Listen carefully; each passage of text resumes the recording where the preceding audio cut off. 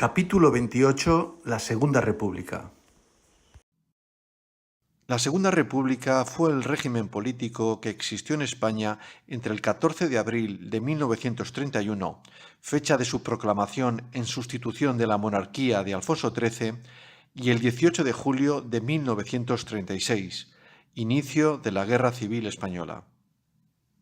Cuando hablamos de inicio de la Guerra Civil, más bien y en sentido estricto, habría que hablar de una sublevación militar de parte del ejército que se produce el 18 de julio de 1936 y que pretende un golpe de Estado contra el régimen republicano. Pero la resistencia de las fuerzas republicanas hace que el golpe no prospere de manera inmediata y se prolongue en el tiempo, desembocando en la Guerra Civil Española, que va desde la fecha anterior, 18 de julio de 1936, hasta el 1 de abril de 1939, fecha en que se acaba imponiendo el bando comandado por los militares sublevados.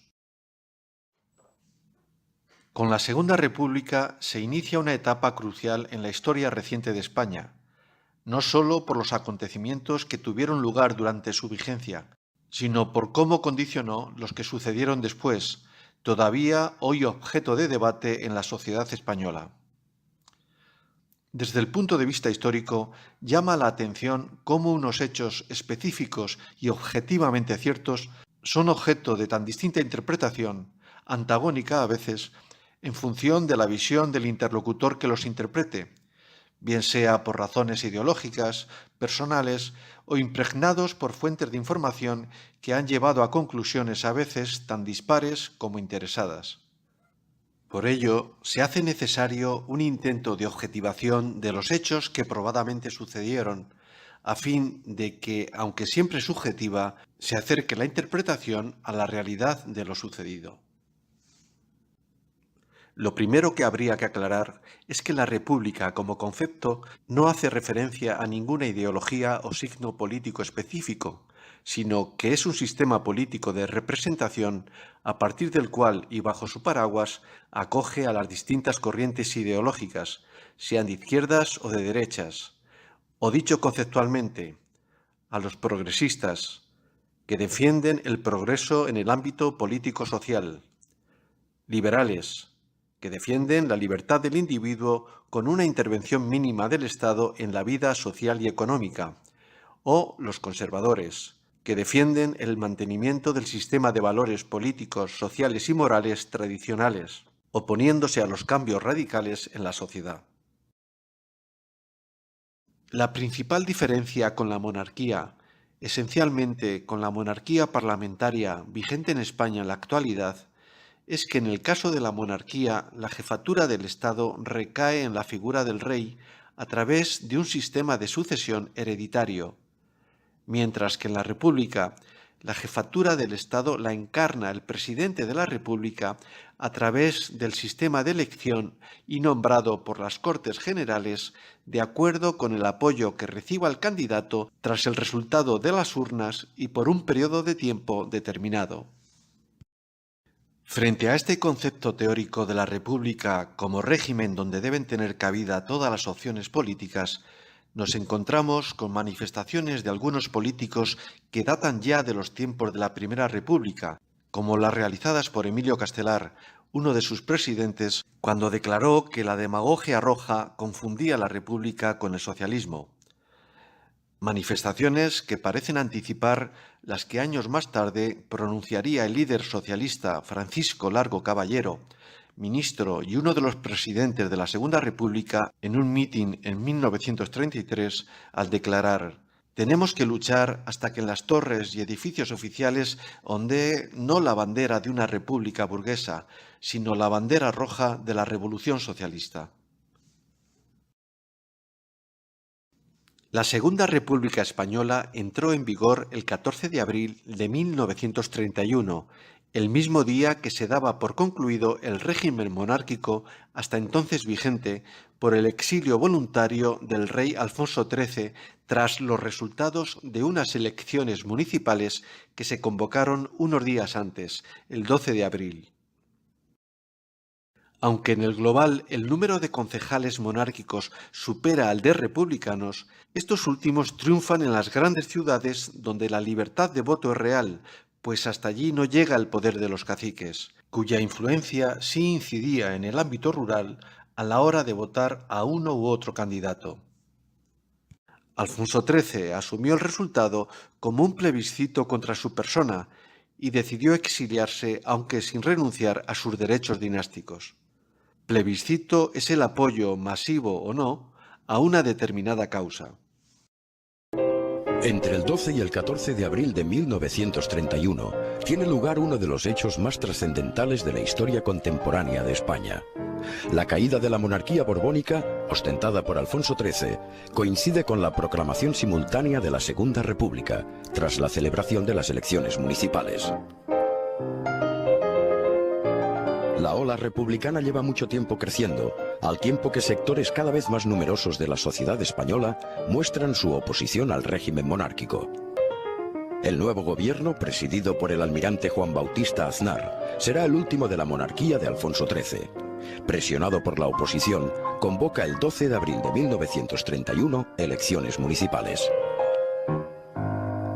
Con la mirada puesta en la celebración de estos comicios, los dirigentes republicanos llevan a cabo mítines multitudinarios que consiguen encandilar a las masas.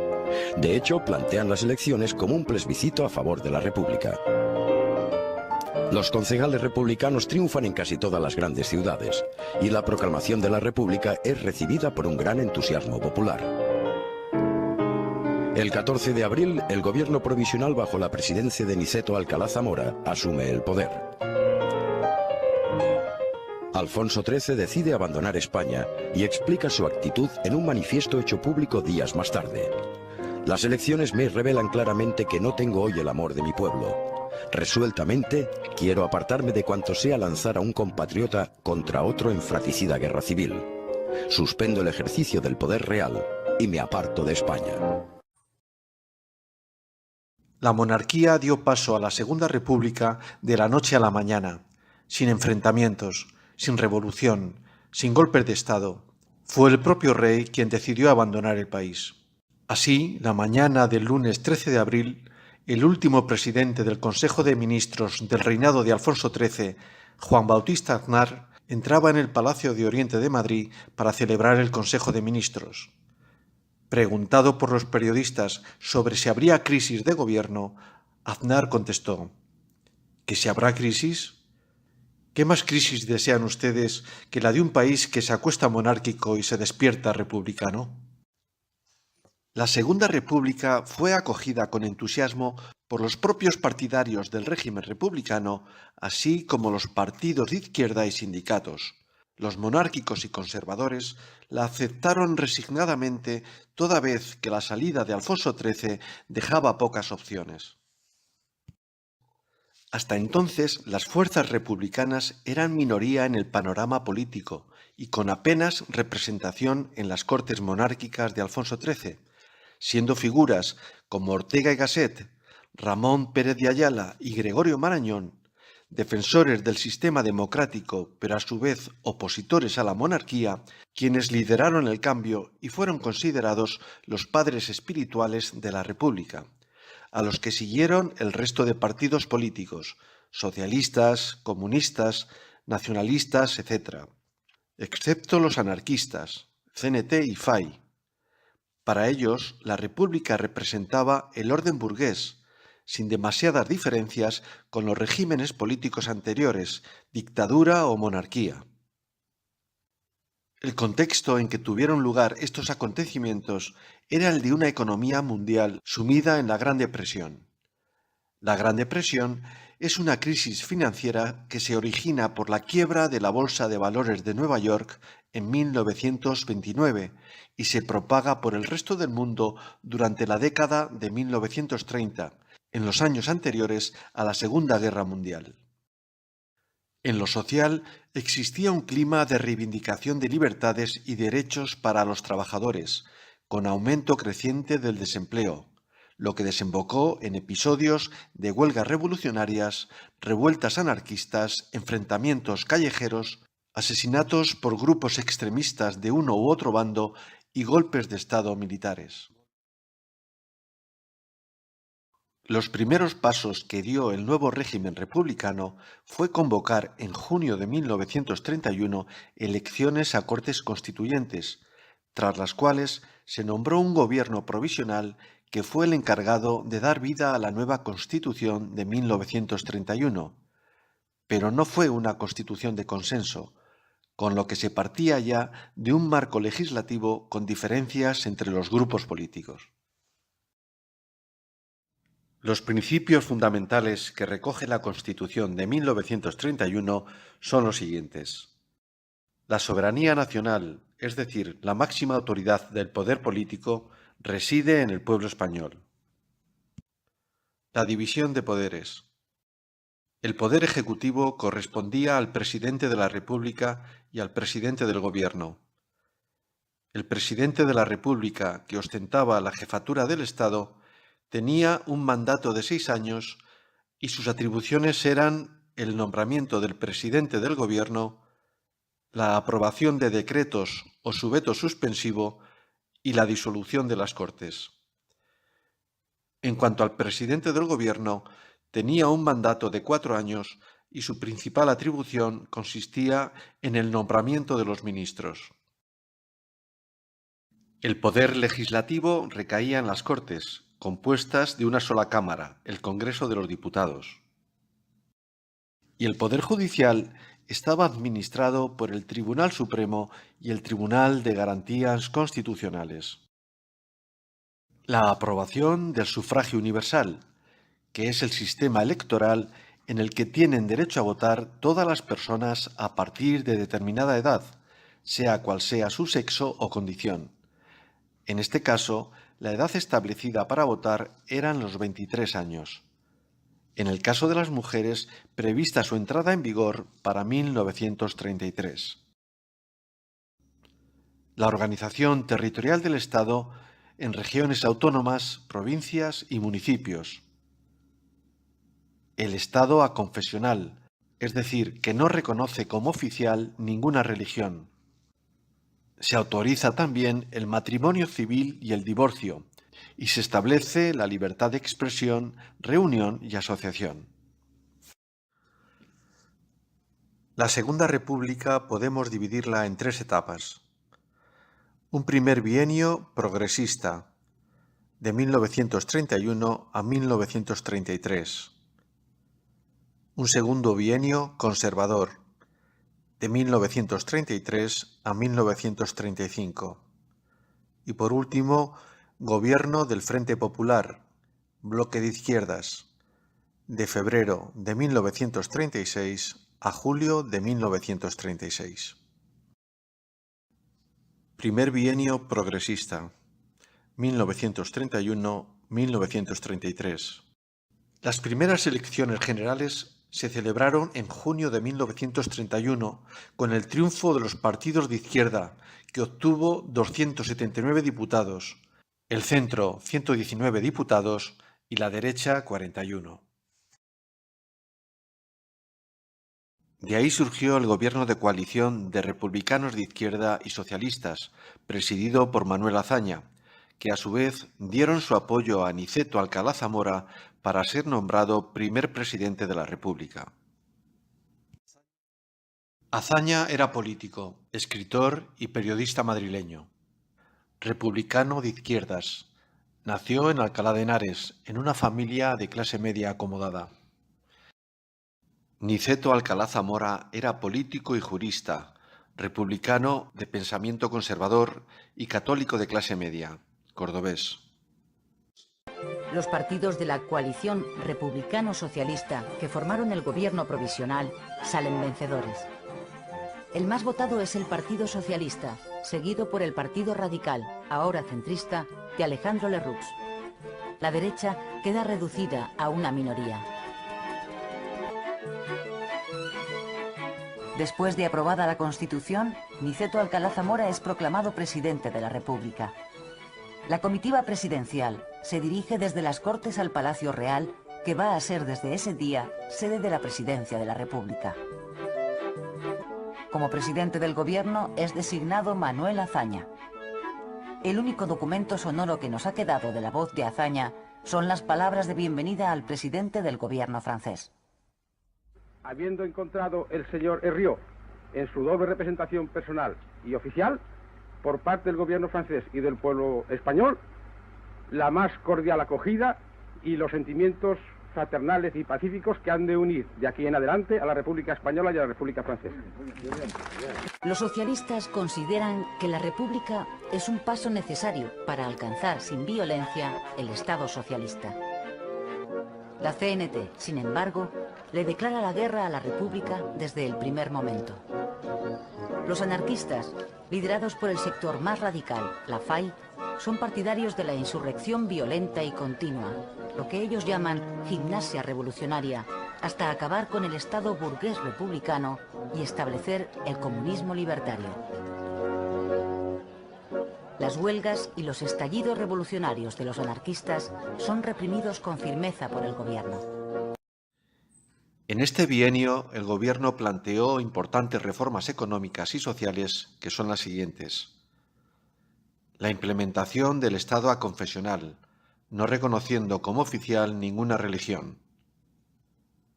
La construcción de escuelas públicas para combatir el analfabetismo de aproximadamente el 50% de la población.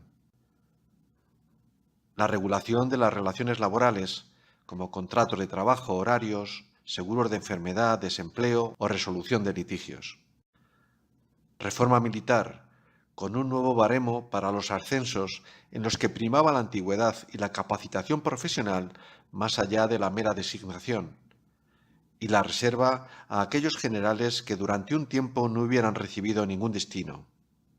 Esto se tomó como una forma encubierta de deshacerse de aquellos generales de los que el gobierno dudara de su fidelidad a la República.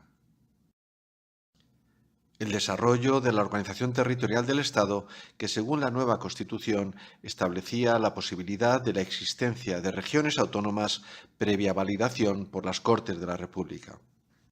Y la Ley de Reforma Agraria, con la posibilidad de expropiación de tierras y reparto entre los campesinos. La reforma del ejército es otro de los asuntos que el gobierno aborda de forma inmediata. Manuel Azaña busca la modernización del ejército y, sobre todo, una renovación política de los mandos militares, que aunque no se han opuesto al advenimiento de la República, la han recibido con evidente recelo.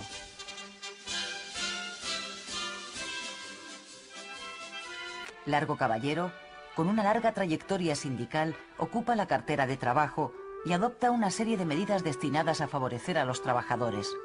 Subida de sueldos, jornada laboral de 8 horas para los jornaleros, vacaciones pagadas, establecimiento de un salario mínimo, seguridad social y seguro de enfermedad obligatorios. En ese momento hay en España casi 2 millones de campesinos sin tierra, braceros eventuales que pasan gran parte del año en paro y que malviven con míseros jornales. El objetivo de la reforma agraria es que los jornaleros sin tierra acaben convirtiéndose en propietarios. Con ese propósito, el gobierno pone en marcha una política de expropiaciones con dinero público de los latifundios mal explotados. Septiembre de 1932. Miles de personas se echan a la calle en Barcelona para recibir a Azaña. Azaña va a hacer la entrega oficial al pueblo catalán del Estatuto de Cataluña, que las Cortes españolas acaban de aprobar. Los estatutos del País Vasco y Galicia están todavía en fase de discusión. Propuestas de gran calado, de las cuales algunas de ellas hubiesen necesitado de más tiempo y consenso para su implantación. Por ejemplo, las referidas a la cuestión religiosa, teniendo en cuenta la tradición católica en España, no solo en cuanto a la declaración de la confesionalidad del Estado, sino también el resto de cuestiones como considerar a las confesiones religiosas meras asociaciones, o la prohibición de la enseñanza religiosa en los colegios públicos y privados. Azaña, en las Cortes, durante la tramitación de la reforma religiosa, manifestó: España ha dejado de ser católica. Hasta tal punto era sensible la cuestión religiosa que los sectores más anticlericales, es decir, críticos hacia el papel de la Iglesia en la sociedad, Apenas había transcurrido un mes desde la proclamación de la Segunda República cuando llevaron a cabo la quema de 200 edificios entre iglesias, conventos y colegios religiosos, principalmente en Madrid. El gobierno fue acusado de pasividad en la represión de estas acciones por parte de las fuerzas conservadoras. El problema religioso le estalla a la República de forma accidental un mes después de su proclamación. En Madrid, un grupo de exaltados saquea e incendia varios edificios religiosos. El anticlericalismo se hace presente una vez más en la calle, pero el gobierno, desbordado por los acontecimientos, no pone los medios para detenerlo. Los disturbios se extienden a otras ciudades.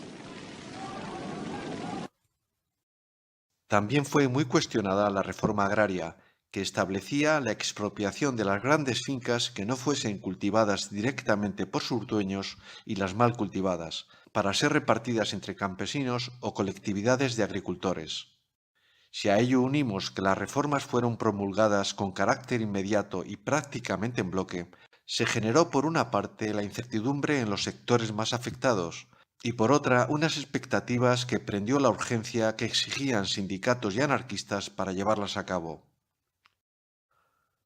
Contra todo pronóstico, 1933 resultó un año muy complicado para el gobierno de Azaña. Así, la reforma militar de Manuel Azaña quiso ser aprovechado por los antiguos monárquicos alfonsinos para aglutinar a los militares no afines a la República y a los desilusionados por la reforma, para intentar un golpe de Estado que encabezaría al general Sanjurjo en 1932, aunque no triunfó. En cuanto al desarrollo de las regiones autónomas, aunque se iniciaron la tramitación de los estatutos de Cataluña, País Vasco y Galicia, solo llegó a aprobarse en este periodo el Estatuto de Cataluña, que se convirtió en región autónoma.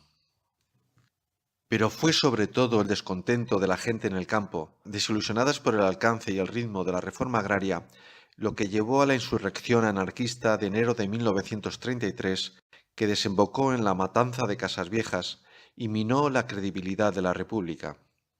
Era enero de 1933 cuando un grupo de campesinos anarquistas rodearon el cuartel de la Guardia Civil de Casasviejas, Cádiz, e hirieron a 2 de sus miembros. Tras el intercambio de disparos, los guardias prendieron fuego a la choza donde se habían refugiado algunos implicados en los hechos, muriendo varios de ellos. Cuando la situación estaba ya controlada, ejecutaron a varios campesinos. El trágico balance, 23 civiles muertos, se convirtió inmediatamente en una crisis política. La oposición, tanto de izquierda como de derecha, atacó al gobierno, al que consideró responsable de lo sucedido. Este hecho dejó maltrecha la imagen de Azaña ante la opinión pública y fue determinante para su dimisión meses después. La lentitud en la aplicación de la reforma agraria, causada sobre todo por la falta de recursos económicos, acaba con la paciencia de los campesinos. Las ocupaciones de fincas y los levantamientos anarquistas se multiplican. En enero de 1933, la FAI hace un llamamiento a la insurrección general. Como en otros lugares, en Casasviejas, un pueblo de la provincia de Cádiz, un grupo de braceros anarquistas declara el comunismo libertario y se subleva.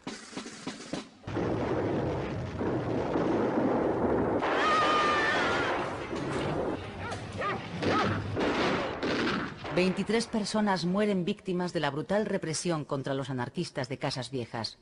La tragedia sobrecoge a la opinión pública. La derecha culpa al propio Azaña de lo ocurrido e intenta derribarle en el Parlamento.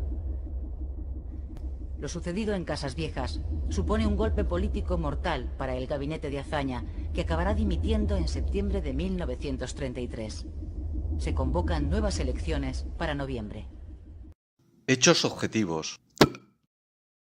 Un mes después de proclamarse la Segunda República, el 10 y 11 de mayo de 1931, se produce la quema de 200 edificios entre iglesias, conventos y colegios religiosos, principalmente en Madrid. Manuel Azaña declara: «Ni todos los conventos de Madrid valen la vida de un republicano». No había transcurrido medio año desde la proclamación de la Segunda República cuando el 9 de septiembre de 1931 Ortega y Gasset, diputado en Cortes, publicó en el diario Crisol: una cantidad inmensa de españoles que colaboraron con el advenimiento de la República, con su acción, con su voto, o lo que es más eficaz que todo esto, con su esperanza, se dicen ahora entre desasosegados y descontentos: no es esto, no es esto. La República es una cosa, el radicalismo es otra, si no, al tiempo. 10 de agosto de 1932, golpe de Estado fallido llevado a cabo por el general Sanjurjo. 10 de enero de 1933, se produce la insurrección anarquista en Casas Viejas y mueren 23 civiles. 8 de septiembre de 1933, se produce la dimisión de Manuel Azaña como presidente de gobierno.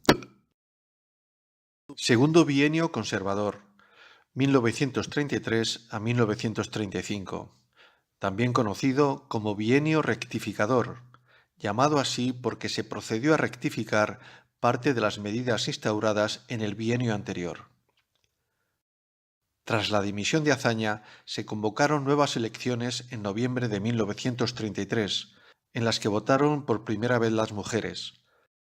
Fue la derrota del bloque de los republicanos de izquierda y los socialistas y el triunfo de los partidos de centro y las derechas, bajo las siglas estas de CEDA, Confederación Española de Derechas Autónomas, liderado por José María Gil Robles. Esta es la primera vez que en España votan las mujeres en unas elecciones generales. La asistencia femenina a las urnas es masiva. Las elecciones incluyen otra novedad. Las derechas se presentan por primera vez unidas en una coalición de partidos llamada CEDA, Confederación Española de Derechas Autónomas. Su líder es José María Gil Robles y sus principios: religión, familia, orden y prosperidad. El resultado de las elecciones de noviembre da un vuelco total a la situación. La derecha triunfa, aunque no alcanza la mayoría. Los republicanos de izquierda sufren un batacazo y los socialistas pierden la mitad de los escaños que habían logrado en los comicios de 1931. Gil Robles era un político y abogado nacido en Salamanca, católico y monárquico. Aceptó la República aunque no creía en ella.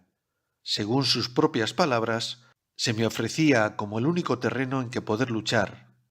Aunque sin haber contribuido a implantar el sistema, me consideraba obligado a utilizarlo. Los resultados de las elecciones de 1933 fueron: partidos de derecha 41% de los votos, partidos de izquierda el 22% y partidos de centro el 15% de los votos. La CEDA obtuvo la victoria en los comicios, 115 escaños de 450, pero no le posibilitaba formar gobierno en solitario. Decidió entonces dar su apoyo como nuevo presidente de gobierno a Alejandro Lerroux, líder del Partido Radical Republicano, de corte centrista, que recibió el encargo del presidente de la República, Alcalá Zamora, de formar gobierno. Pero para conseguir la confianza de las Cortes necesitaba el apoyo parlamentario de la CEDA, que se lo dio aunque no entró en el gabinete. Aclarar que cuando hablamos del Partido Radical Republicano, la connotación de radical se debe a la defensa que como tal hacía de sus ideas liberales y del propio régimen republicano, y no en el sentido extremo del término, pues su ideología era de corte centrista. Por su parte, los republicanos de izquierda y los socialistas consideraron una traición a la República el pacto radical cedista, es decir, de centro y derechas, e intentaron que el presidente de la República convocara nuevas elecciones antes de que llegaran a constituirse las Cortes recién elegidas. Este es un ejemplo de cómo se distorsionó la concepción de la República como un régimen que debe acoger por igual todas las opciones políticas, pues si bien durante el primer bienio se conformó un gobierno de coalición entre republicanos de izquierdas y socialistas, Estos consideraron luego, en el segundo bienio, que el pacto de centro y derecha para gobernar era una traición a la República, pero no lo era la que conformaron las fuerzas de izquierda tras las primeras elecciones. Digamos que la legitimidad de la República no alcanzaba por igual a todos los partidos.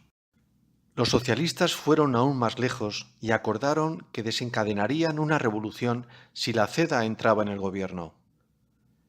Este es un punto crucial y clave en el devenir futuro de la Segunda República, pues las fuerzas de izquierdas no aceptaban la posibilidad de un gobierno de coalición integrado por dos partidos de centro-derecha, uno de ellos el más votado, la CEDA, que había concurrido a las elecciones dentro de la legalidad amparada por una Constitución que ellos mismos aprobaron 2 años antes.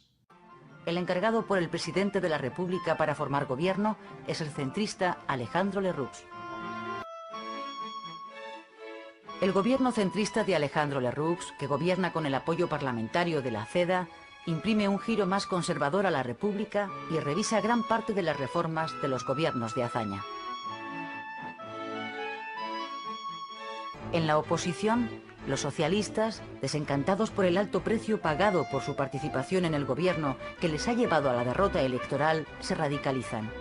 Encabezados por Largo Caballero, comienzan a preparar poco después de las elecciones una huelga general revolucionaria como paso previo para implantar en España un Estado socialista. Amenazan con llevar a cabo su plan revolucionario si la CEDA entra en el gobierno.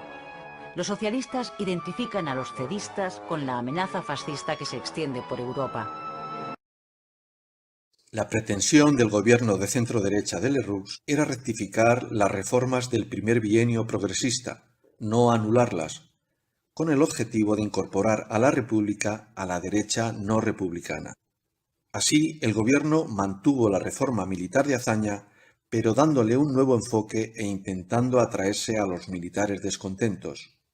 En cuanto a la cuestión social, las reformas sociolaborales de Largo Caballero, dirigente del PSOE y ministro de Trabajo en el primer bienio, fueron parcialmente rectificadas. Sin embargo, la contrarreforma laboral que demandaban los empresarios no se llevó a cabo, entre otros motivos porque los sindicatos aún conservaban una gran capacidad de movilización. En cuanto a la reforma agraria, se suprimió la expropiación sin indemnización, otorgando la potestad a los dueños de las fincas expropiables de intervenir en la tasación oficial de sus propiedades y la posibilidad de recurrir a los tribunales. Sin embargo, la ley introducía una novedad, la posibilidad de llevar a cabo expropiaciones por motivos de utilidad social.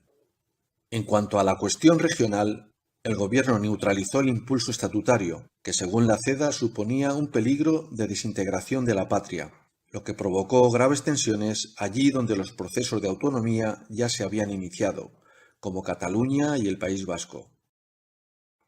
En una de las remodelaciones del gabinete, Gil Robles presionó a Lerroux para incluir en el gobierno a 3 ministros de la CEDA, partido que daba soporte mayoritario al Ejecutivo.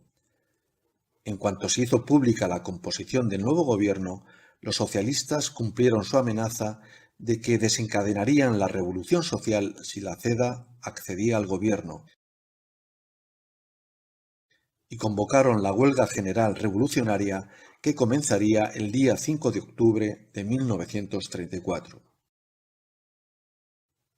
Aunque la huelga general revolucionaria se convocó en toda España, solo triunfó en Asturias, donde una teórica reclamación de mejoras sociales y laborales para los mineros resultó un conato de auténtica revolución. Distintas fuentes lo califican como el preludio de la guerra civil y el objetivo de la misma abolir el régimen republicano y su sustitución por un régimen socialista. Por encargo expreso del ministro de la Guerra, la operación de represión de la insurrección fue dirigida desde Madrid por el general Franco, jefe del Estado Mayor de la República en aquel momento. El balance de la huelga revolucionaria fue de 1.100 personas fallecidas entre las que apoyaron la insurrección y 300 muertos entre las fuerzas de seguridad y el ejército. 34 religiosos fueron asesinados y hubo un total de 2.100 heridos. Se destruyeron 63 edificios públicos como cuarteles o ayuntamientos, 26 fábricas, Cientos de edificios particulares quedaron derruidos total o parcialmente, y 58 iglesias. En dichas fechas, el presidente de la Generalitat de Cataluña, Lluís Companys, proclamó el Estado catalán dentro de la República Federal Española. El presidente y consejeros de la Generalitat fueron encarcelados y el Estatuto de Autonomía de Cataluña suspendido.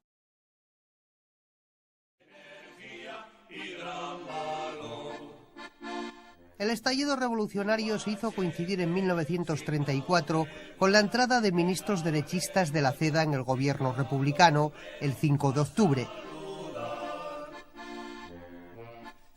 Era una huelga general revolucionaria convocada para toda España, pero en Asturias desde el principio fue una verdadera insurrección que se inició en las cuencas mineras.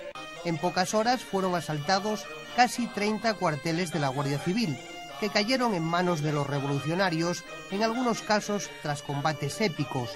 La República declara el estado de guerra y comienza el asedio militar. La autoridad y la vida cotidiana dependían de los comités revolucionarios de cada lugar, dirigidos por socialistas, comunistas o anarquistas.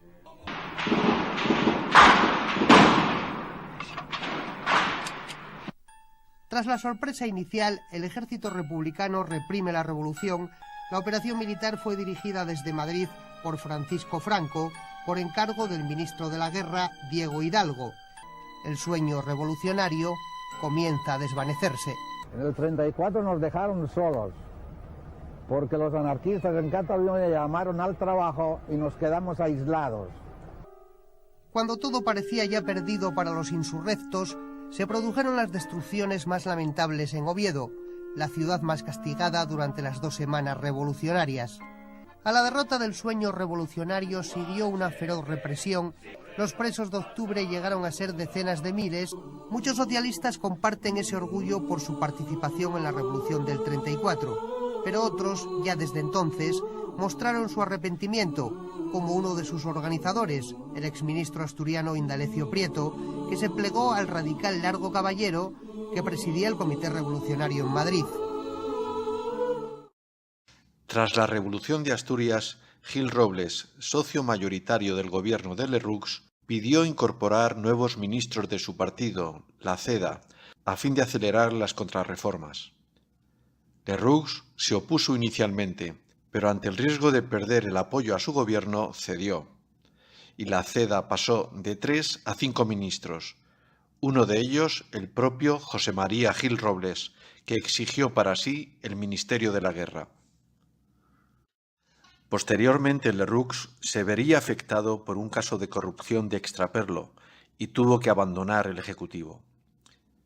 Gil Robles exigió entonces para sí la presidencia del gobierno, pero el presidente de la República, Alcalá Zamora, se negó ante la supuesta intención de Gil Robles de abordar una reforma de la Constitución de 1931 y encargó la formación de gobierno a un independiente de su confianza, Manuel Portela Valladares, que quiso formar un gabinete republicano de centro-derecha, excluyendo a la CEDA. Pero pronto se comprobó que esa opción no contaba con el suficiente respaldo en las Cortes. Este es un punto crucial y determinante para entender la deriva de la Segunda República.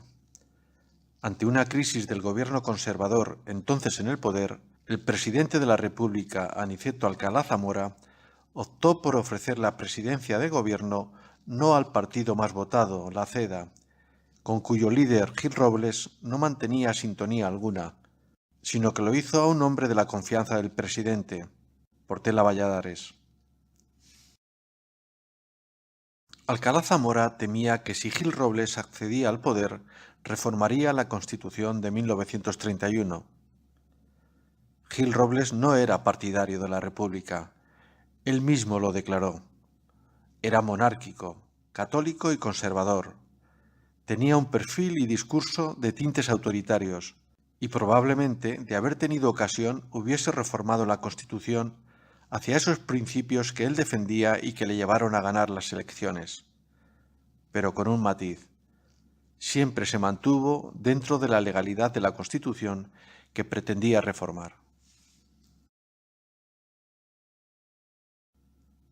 Cuando el candidato a presidente de gobierno Portela Valladares es rechazado por las Cortes, Alcalá Zamora no se plantea buscar un candidato de la derecha, la CEDA, que en definitiva había sido el partido más votado en las últimas elecciones, sino que optó por disolver las Cortes en mitad de la legislatura del centro-derecha y convocar nuevas elecciones para 1936.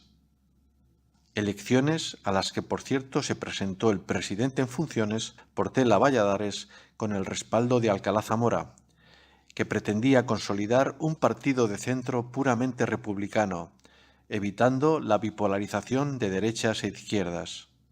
La pregunta es, ¿hasta qué punto influyó la pretensión de Alcalá Zamora de encarnar un nuevo centro político a la hora de disolver las Cortes y convocar nuevas elecciones cuando aún le quedaban a la derecha 2 años de legislatura, y presentar a dichas elecciones Alcalá Zamora un candidato de su confianza al que ya propuso en su momento como presidente de gobierno?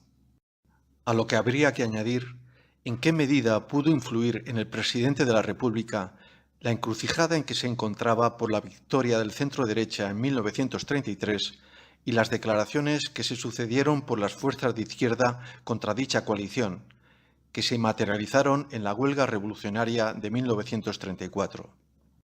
El socialista recoge el discurso de Largo Caballero. No debemos cejar hasta que en las torres y edificios oficiales ondee la bandera roja de la revolución. Periódico oficial del PSOE, publicado el 9 de noviembre de 1933, unos días antes de las elecciones en las que ganó la derecha. En este sentido, el historiador hispanista estadounidense y doctor en historia por la Universidad de Columbia, Stanley Payne, en su libro Alcalá Zamora, el fracaso de la República conservadora, escribe sobre Alcalá Zamora. En su fracaso por centrar la República y ser líder de un gran partido moderado, tuvo mucho que ver su afán de protagonismo, tendencia al autoengaño y falta de visión y juicios políticos, así como su indulgencia ante los partidos de izquierda y una arbitrariedad que le impidió impulsar gobiernos de amplia base parlamentaria y le llevó a excluir a la derecha democrática. Hechos objetivos. 8 de septiembre de 1933. Se produce la dimisión de Manuel Azaña. 9 de noviembre de 1933. Largo Caballero, dirigente socialista, en un mitin en Don Benito, Badajoz, manifiesta: «Tenemos que luchar como sea hasta que en las torres y en los edificios oficiales ondee no la bandera tricolor de una república burguesa, sino la bandera roja de la revolución socialista». 19 de noviembre de 1933. El centro-derecha gana las elecciones por mayoría absoluta. 1 de octubre de 1934. Largo Caballero en un mitin en el Cinema Europa de Madrid. Nuestro partido es ideológicamente, tácticamente, un partido revolucionario. Cree que debe desaparecer este régimen. 4 de octubre de 1934. 3 ministros de la CEDA entran en el gobierno. 5 de octubre de 1934. Tiene lugar la huelga general revolucionaria, convocada por los socialistas. 1.400 muertos y 2.100 heridos. 6 de octubre de 1934. El presidente de la Generalitat, Lluís Companys, declara el Estado catalán dentro de la República Federal Española. 14 de diciembre de 1935. Es nombrado presidente de gobierno Manuel Portela, en funciones hasta las siguientes elecciones. 7 de enero de 1936. El presidente de la República, Alcalá Zamora, disuelve las Cortes y convoca elecciones generales tras el rechazo por aquellas del candidato a la presidencia de gobierno, Manuel Portela. Gobierno del Frente Popular, febrero de 1936 a julio de 1936. La propuesta de la vuelta a la alianza republicano-socialista del primer bienio surgió por iniciativa del líder de los republicanos de izquierda, Manuel Azaña, que se había convertido en el auténtico icono de la izquierda tras su detención por la Revolución de octubre de 1934. Al pacto se unieron también comunistas y otras organizaciones obreras, creando lo que se dio en llamar el Frente Popular. Frente a la coalición electoral de las izquierdas, las derechas no lograron presentarse en bloque como en 1933, por divergencias en la confección de un programa común y porque se presentaron por separado las derechas y el centro político, en una candidatura propia auspiciada por el presidente de la República, Niceto Alcalá Zamora, a través de la candidatura de un hombre de su confianza, Manuel Portela, presidente de Gobierno en funciones, que pretendían consolidar un nuevo centro republicano. Con todo, el resultado fue un reparto muy equilibrado de votos, con una leve ventaja de las izquierdas, 47%, sobre las derechas, 46%, mientras el centro consiguió el 5%. No obstante, la asignación global de escaños por bloques se tradujo en una mayor diferencia a favor del Frente Popular. Así, el Frente Popular obtuvo 263 escaños, las derechas 156 y el centro más nacionalistas 54 escaños. Pero las actas nunca llegaron a publicarse. Gil Robles intentó sin éxito que el presidente de Gobierno en funciones, Manuel Portela Valladares, declarase el estado de guerra y anulara los comicios por no publicarse las actas. Por el contrario, Portela Valladares entregó antes de tiempo el poder a la coalición ganadora, sin esperar a que se celebrara la segunda vuelta de las elecciones. Motivo que dio lugar a que se extendiese la sospecha entre los partidarios de la derecha de fraude en la manipulación de las actas electorales. Nada más tomar el poder, el nuevo gobierno del Frente Popular presentó una iniciativa para destituir al presidente de la República con un controvertido argumento jurídico de que no había observado ciertas formalidades en la última disolución de las Cortes. La pregunta que cabe hacerse es: ¿fue realmente una cuestión de índole jurídica la verdadera causa de la destitución de Aniceto Alcalá Zamora? ¿O esperaban las izquierdas que éste hubiese sido más obstruccionista con el gobierno del centro-derecha en el periodo anterior, toda vez que fueron ellos, socialistas y republicanos de izquierda, los que apoyaron el nombramiento de Alcalá Zamora como primer presidente de la República en su día? La rectificación de la rectificación. Aniceto Alcalá Zamora fue sustituido en la presidencia de la República por Manuel Azaña, quien nombró presidente de gobierno a un hombre de su confianza, Santiago Casares Quiroga. El nuevo gobierno de Casares Quiroga continuó con la política reformista que ya había iniciado el gobierno de Azaña en el primer bienio y volvió a poner en vigor los decretos que habían sido derogados o modificados durante el segundo bienio conservador. En este periodo, los socialistas apoyaron al gobierno, pero no entraron en el gobierno como en el primer bienio. No querían someterse al desgaste que esta etapa pudiera depararles. Antes bien, se postulaban como alternativa si el nuevo gabinete resultaba erosionado en su acción de gobierno. Las medidas más urgentes que tomó el gobierno del Frente Popular fue la amnistía de los presos por los sucesos de octubre de 1934, algo que era exigido en las manifestaciones que siguieron al triunfo electoral.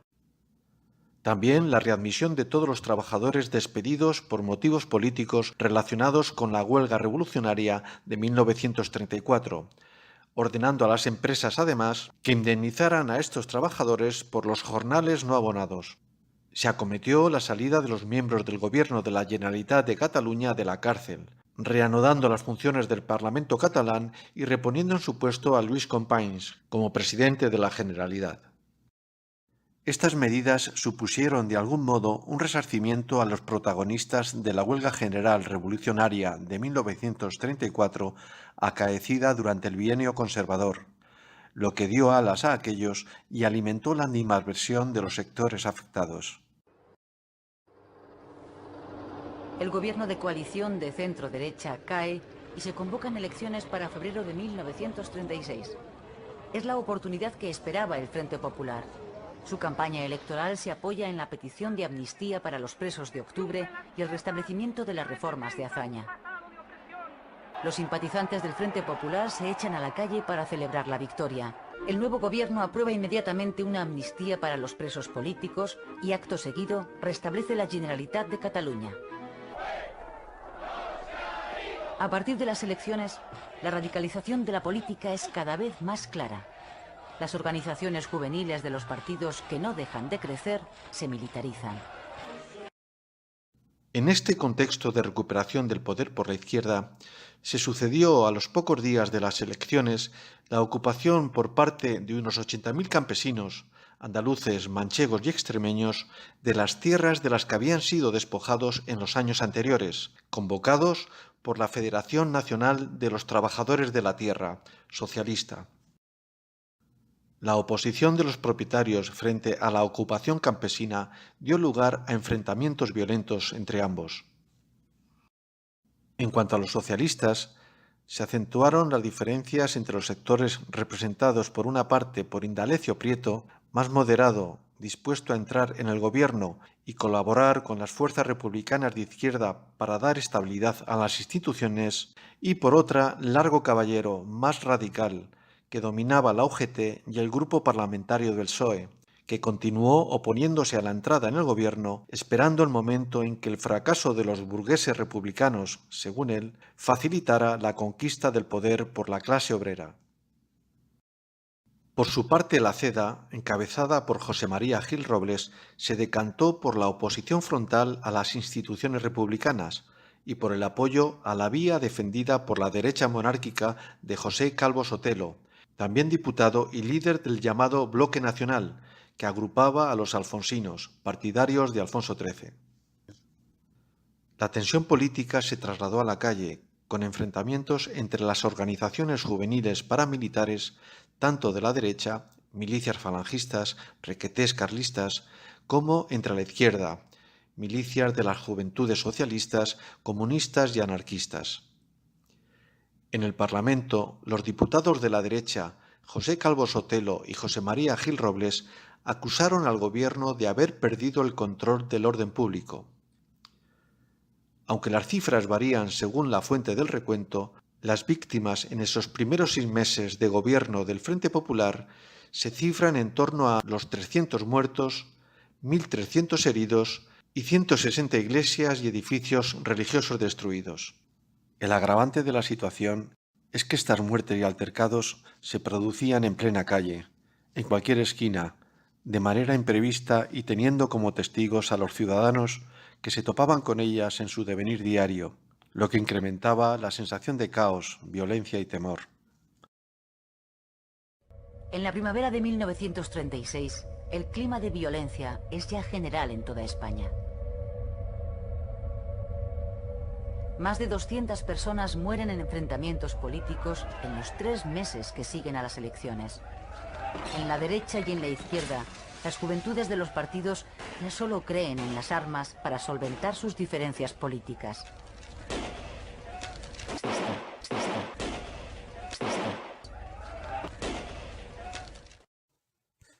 En esta situación, una de las medidas que tomó el gobierno de Azaña fue prohibir el partido Falange de las Jons y detener a su máximo dirigente, José Antonio Primo de Rivera, que fue encarcelado en la prisión de Alicante. Era marzo de 1936. José Antonio era abogado y político madrileño, hijo mayor del dictador Miguel Primo de Rivera, líder de la Falange de las Jons, partido nacional de corte totalitario, contrario a los partidos políticos y al sistema democrático, que propugnaba la supremacía del Estado, pretendiendo articular este en torno a un único sindicato vertical de obligada afiliación para patronos y trabajadores. De ahí la denominación de Partido Nacional Sindicalista. La Falange, con 46.000 votos, no obtuvo representación parlamentaria en las elecciones de 1936, pero vio aumentar su número de afiliados como alternativa al Frente Popular y al bloque de derechas, en las que no se veían representados.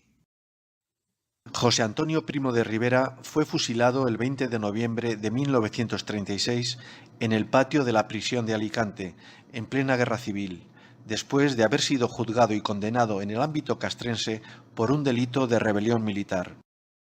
Se ha especulado sobre si desde el bando sublevado comandado por el general Francisco Franco se hizo o no lo suficiente para preservar su vida. Las relaciones de Primo de Rivera y Franco nunca fueron buenas. Ramón Serrano Súñer, político de la época y cuñado de Franco, relata en sus memorias respecto a José Antonio que Franco no le tenía simpatía y que había en ello reciprocidad, pues tampoco José Antonio sentía estimación por Franco. Lo cierto es que la muerte de Primo de Rivera facilitó a Franco la posterior utilización de la Falange.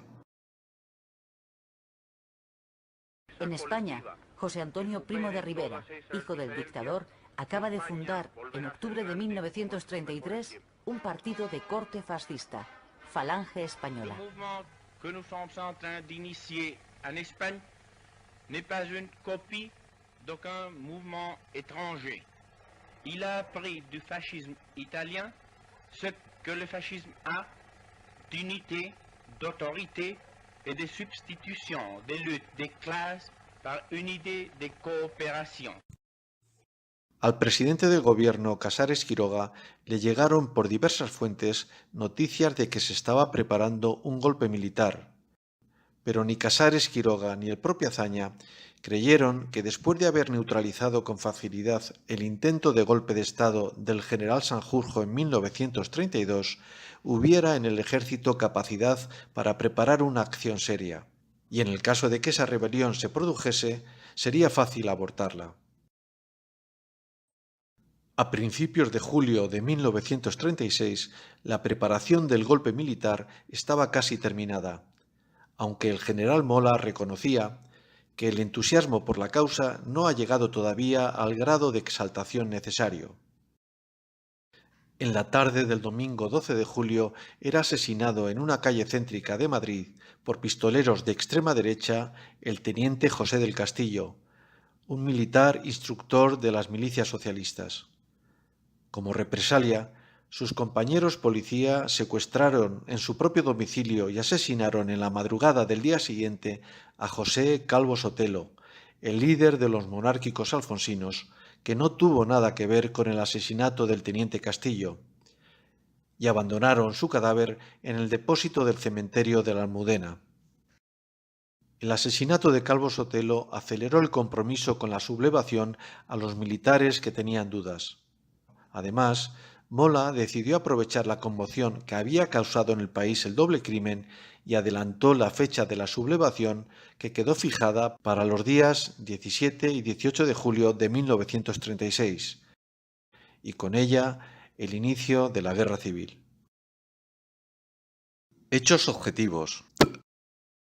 8 de enero de 1936. Niceto Alcalá Zamora, presidente de la República, escribe en sus diarios: «Es insensata la pretensión de que el gobierno, cruzado de brazos, les facilite el empleo de la violencia aniquiladora hacia las derechas, pues lo que la izquierda desea y cree oportuno es la guerra civil». Fragmento del libro Asalto a la República, publicado por La Esfera de los Libros. 19 de enero de 1936. Largo Caballero en un mitin en Alicante. Si triunfan las derechas, tendremos que ir a la guerra civil declarada. Que no digan que nosotros decimos las cosas por decirlas, que nosotros lo realizamos. 20 de enero de 1936. Largo Caballero en un mitin en Linares. La clase obrera debe adueñarse del poder político, convencida de que la democracia es incompatible con el socialismo, y como el que tiene el poder no ha de entregarlo voluntariamente, por eso hay que ir a la revolución. 10 de febrero de 1936. En el Cinema Europa de Madrid, Largo Caballero insistía: la transformación total del país no se puede hacer echando simplemente papeletas en las urnas. Estamos ya hartos de ensayos de democracia. 16 de febrero de 1936. Se celebran elecciones generales. 19 de febrero de 1936. Se forma el nuevo gobierno del Frente Popular sin esperar a celebrar la segunda vuelta prevista para el 1 de marzo. Tampoco se publicaron las actas íntegras del recuento final de acuerdo con la ley electoral vigente entonces. 24 de febrero de 1936. Niceto Alcalá Zamora escribe en sus diarios: conocedor Manuel Becerra, como último ministro de Justicia y Trabajo, de los datos que debían escrutarse, calculó en un 50% las actas cuya adjudicación se ha variado bajo la acción combinada del miedo y de la crisis. Fragmento del libro Asalto a la República, de la Esfera de los Libros. 12 de julio de 1936. José Castillo, teniente de la Guardia de Asalto y militante socialista, fue asesinado a tiros por grupos de extrema derecha. 13 de julio de 1936. José Calvo Sotelo es asesinado a tiros por Luis Cuenca Estevas, militante socialista y guardaespaldas de Indalecio Prieto. 16 de febrero a 17 de julio de 1936. El número de víctimas de la violencia en las calles fue de 300 muertos, 1.300 heridos y 160 iglesias y edificios religiosos destruidos. 18 de julio de 1936. Manifiesto de Francisco Franco. La situación en España es cada día que pasa más crítica. La anarquía reina en la mayoría de sus campos y de sus pueblos. Autoridades de nombramiento gubernativo presiden, cuando no fomentan, las revueltas. A tiros de pistolas y ametralladoras se dirimen las diferencias entre los bandos de ciudadanos, que alevosa y traidoramente se asesinan, sin que los poderes públicos impongan la paz y la justicia. Podríamos concluir comparando la Segunda República con un autobús al que una amplia parte de la sociedad española se subió con entusiasmo, pero que luego los encargados de conducirlo pretendieron dirigirlo a un destino distinto cada uno de ellos. Algunos trataron de imponérselo al resto e incluso se llegaron a considerar los dueños del vehículo. Así, los volantazos que fue dando la Segunda República hizo inevitable que acabase chocando contra el muro de la confrontación entre los que viajaban. Para cada uno queda asignar el grado de responsabilidad que tuvieron los distintos actores de esta parte de la historia de España y las consecuencias que vendrían después.